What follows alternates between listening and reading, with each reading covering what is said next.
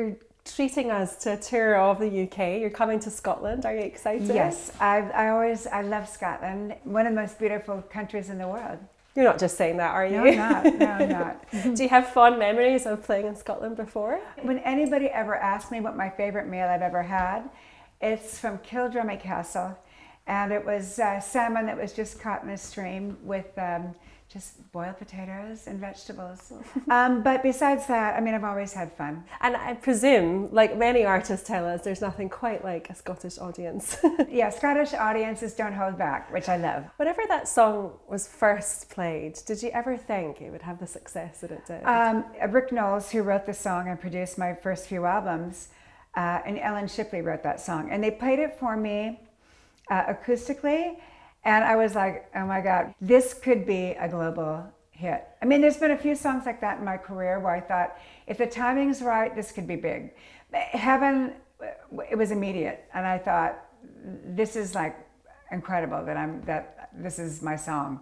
What made you want to get back out there and perform live again? It's an exciting, I'm very blessed that I have this profession and I get to sing for a living. It's super fun, and when I'm not singing, I do miss it. And do you still get that buzz from being out there performing? I mean, I love to sing. Seeing people's reaction and being able to make people happy is kind of addicted to that. What can people expect from these shows? Will it be a mix of some of the old favourites as well as some new material? Well, I know that when the people come to see my shows, they want to hear the hits. And they want.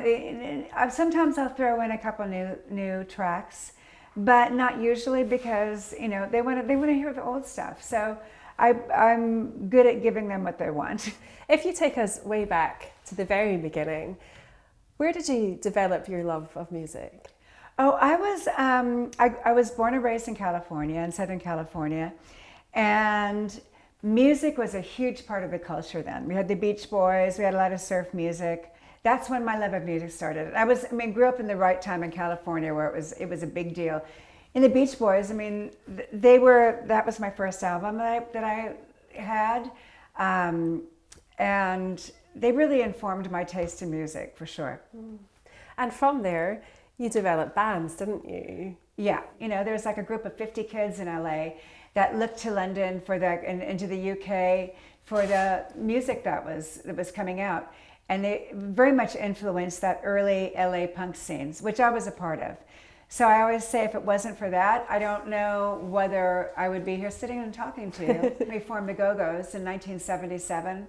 We had no idea how to do anything, but if you didn't know how to do anything, it was even cooler. What you did was pretty groundbreaking. You were the only female band to play all your own music, write all your own songs, and reach #1. I mean, there is no reason that should have happened, because it was against all odds, and we had no idea how to do anything. We invited Charlotte, the guitar player, to join the band because she knew how to plug in an instrument to an amplifier.